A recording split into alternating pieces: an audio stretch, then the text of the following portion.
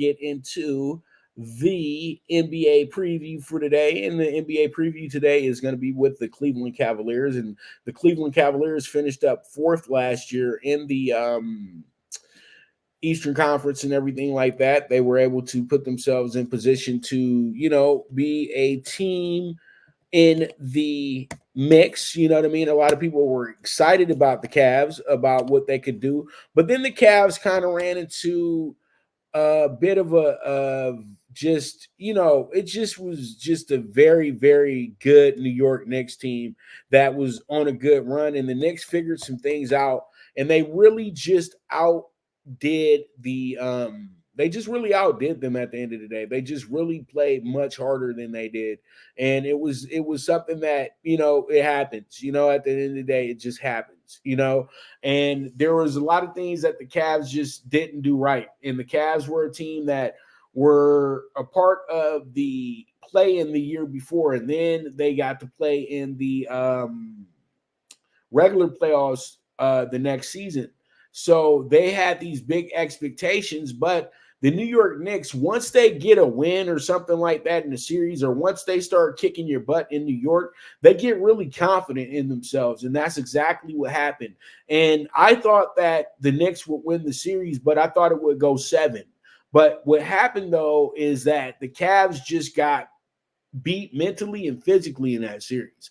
And you just tell yourself, is this team ready for the moment? Are they ready to really play without LeBron James? That's the biggest question that you have for this team.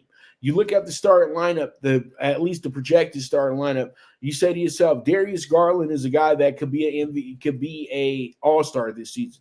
Donovan Mitchell is a person that they're going to put in the MVP talks. Max Strus is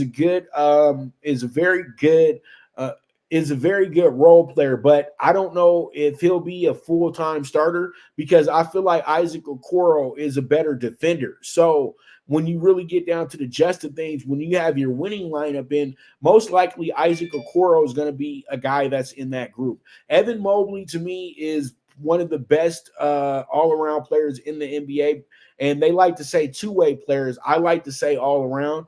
Evan Mobley is a big man that can do pretty much everything. He's a throwback big man, but in a new style. You know what I mean? He's a guy who can actually sit back there. He can hit a 15, 20-footer consistently, but his main goal is to get rebounds and blocks. And I think that's going to be the key for him this season, to get the Cavs up a spot. You know what I mean? Better than just the 4th seed, maybe a 3rd seed, maybe the 2nd seed.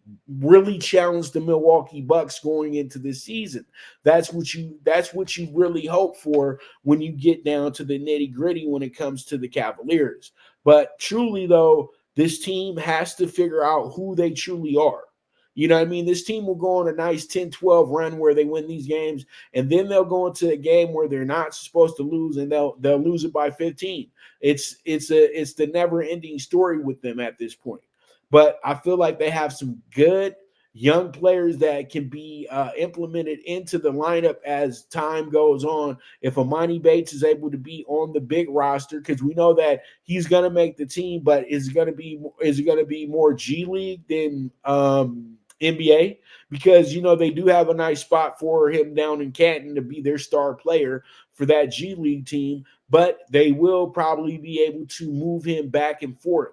And I know that's something that's going to be very key for the Cavaliers moving forward, to have Amani Bates develop into the player that he possibly can be, develop into the player that he was touted to be. You know what I mean? Amani Bates was supposed to be a top 3 pick in the draft, and you can see that he should have still been a top 3 pick in the draft if he didn't make the decision of going to Memphis. If he would have went to Michigan State, he wouldn't have had the same issues. But by going to Memphis, it put him in position to where he became a 2nd-round pick, because then he had to transfer to Eastern Michigan, who was one of the worst teams in college basketball last season.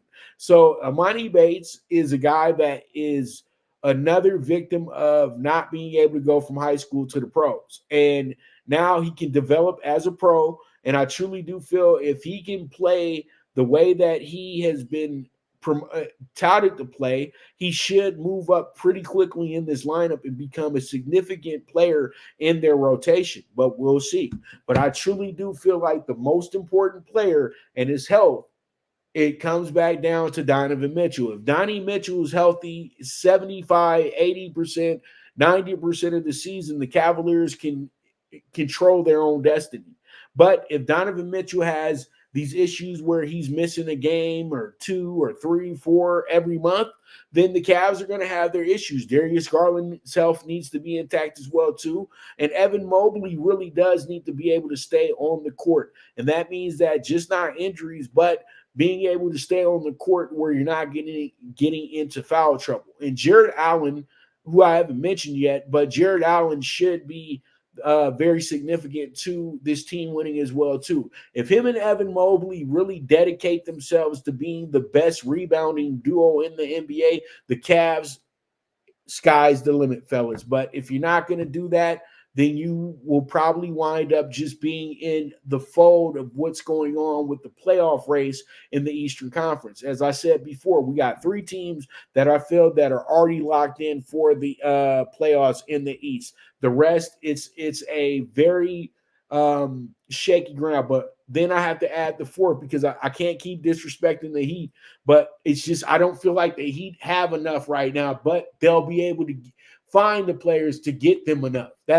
We know that. So with that, that's going to be our Cavaliers. That's going to be our Cavaliers talk for you right there. That's going to be the preview for the Cavs. And all in all, I expect them to have a pretty good season. And let's go ahead and see their win total for this year. I'm going to give out that win totals and all that good stuff when we get to the actual previews for that. That's why I haven't been doing that too much. I just want to make sure, but that you guys know that. But I am going to have a day where I do have their over and under wins and losses. I was going to do it. I already put up the first one, which was Atlanta, and I do have Atlanta going over. But when it comes down to these guys right here to the Cavs, I'm getting it now. So just bear with me for 2 more seconds. But what I'm looking at, man, Cavs projected wins. I would say the Cavs projected wins is in the 50 category, right? But let's get the exact number. Man, this team, they've done well, though. Since LeBron James left, they've done very well for themselves. And they are predicted to get over, they're at the 48 mark. So I think that they're a 50-win team. I truly do. If everything works out for them in the right way, they can be a 50-win team. And, I know that they're not doing a lot for the guys moving forward and everything like that. I know they're not doing a lot, you know what I mean, where it says that, where they're not giving them a lot of wins this year because they feel like it's going to be a tougher NBA. And I truly think teams like the Cavs should be improved. You have the players to do so. So we'll see how it goes. We'll see how it shakes out.